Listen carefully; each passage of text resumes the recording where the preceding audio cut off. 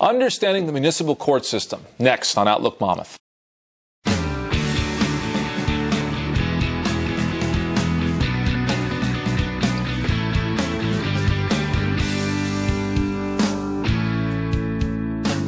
Welcome to Outlook Monmouth. I'm Armin McCumber, your host. At one time or another, we will all have an encounter with the municipal court system. This could range from something as simple as a speeding ticket to drug possession, a disorderly persons charge, or even driving while intoxicated.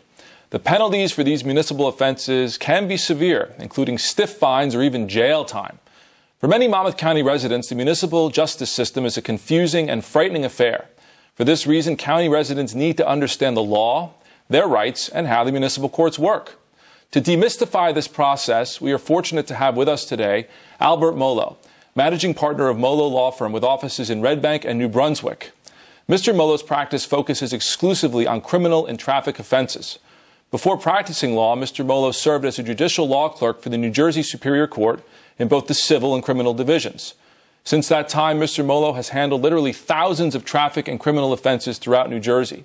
In 2007, Mr. Mollo joined the ranks of only a select few attorneys to argue a case before the New Jersey Supreme Court. Mr. Mollo, welcome to Outlook Monmouth. It's a pleasure to have you. Thank you, Armin. Most of us, I would say, probably all of us, are going to be pulled over by a police officer at some point for some sort of offense. It's always a little disconcerting to see the lights of a squad car in your rearview mirror. What should people know about what to do when they're pulled over by a police officer? Well, I think you're right. Most of us have had that experience or will have that experience, and it certainly is unpleasant. It is difficult to script what you should do when you're pulled over by a police officer. It's an unexpected event. You're understandably nervous, but there are some things that you can keep in mind before that happens that will help make the process a little bit easier, a little less painful, and it will help you down the road when you get to court. For instance? For instance, have your documentation ready. What's the first thing the officer says when he comes up to your window? License and registration. Have it ready. Know where it is. One, this will make the process a little bit less nerve-wracking for you.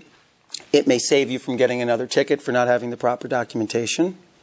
And, you know, your inability to retrieve those documents in a quick and efficient manner may prompt the officer to ask some other questions. It may raise some other implications. I always feel like I'm being suspicious if I'm fumbling for that.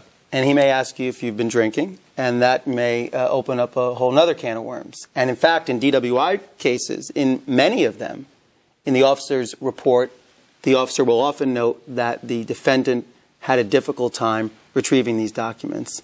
Fumbling is the word that they use. So know where your documents are. Organize your glove box. Have them ready. Number one. Number two, be polite to the officer. Be courteous. It's never in your interest, ever, to be unnecessarily aggressive or hostile with a police officer. It will come back to haunt you in court. There are a few things that are worse than when we get to court, we work out a plea resolution with the prosecutor, the case is ready to go, and then the officer comes in and says, What do you mean by Your client gave him a hard time.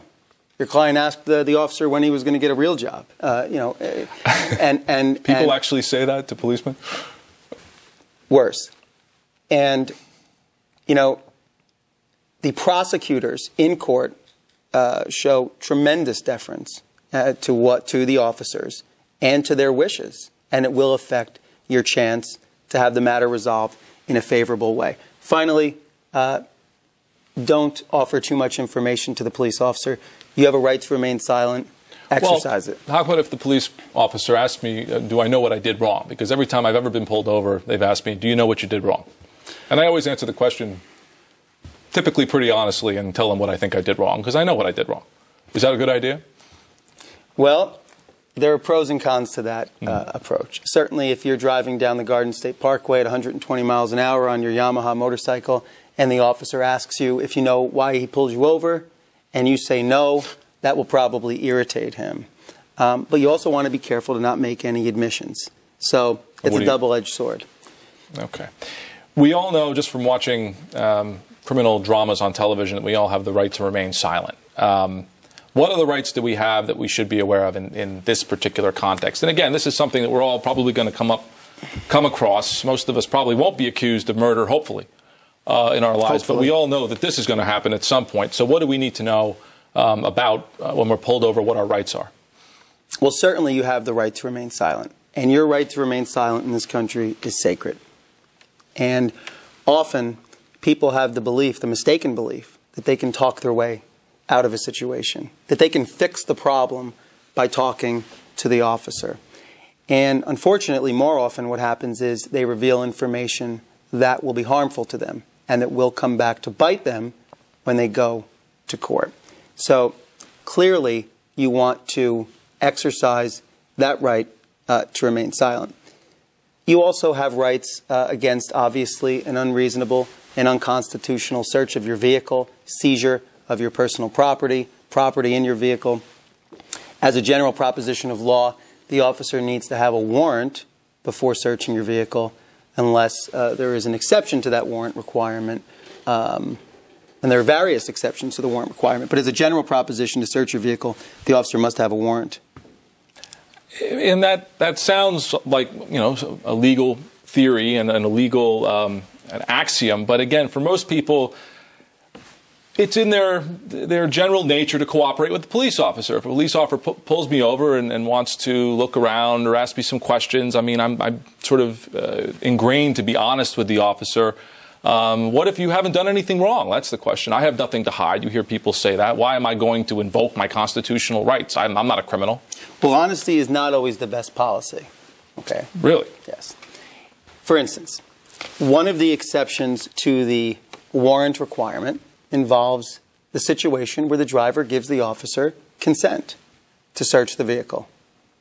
Officer doesn't have a warrant, doesn't have the right to go into the vehicle to search, but nevertheless asks the driver, "Can I search your car?" And the driver, at that point, has to make a decision. And there's this belief that, well, look, if you don't have anything to hide... Sure, I have nothing to hide. What's he going to... What's the problem? Sure. And conversely, it's only the bad guys who are up to no good who are going to tell the officer, "I don't want you searching my vehicle." And it's not always that simple. Consider this. Client is a 40-something-year-old soccer mom. And she is straight as an arrow. She's clean as the day is long. No prior criminal history, no prior traffic tickets. She's never been in trouble.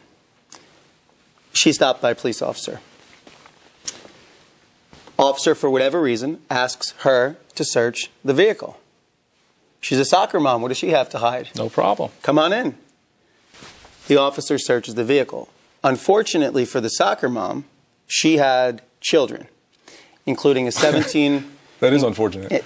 In some situations, and in this one it was, because one of her children was a 17-year-old son who enjoyed doing things in his spare time other than playing soccer, namely smoking marijuana in his mother's car with his friends. Officer searches the vehicle, finds marijuana, seeds in the back seat. She's arrested for possession of marijuana. She is handcuffed. She is taken down to the police station. She's fingerprinted. They take a mug shot.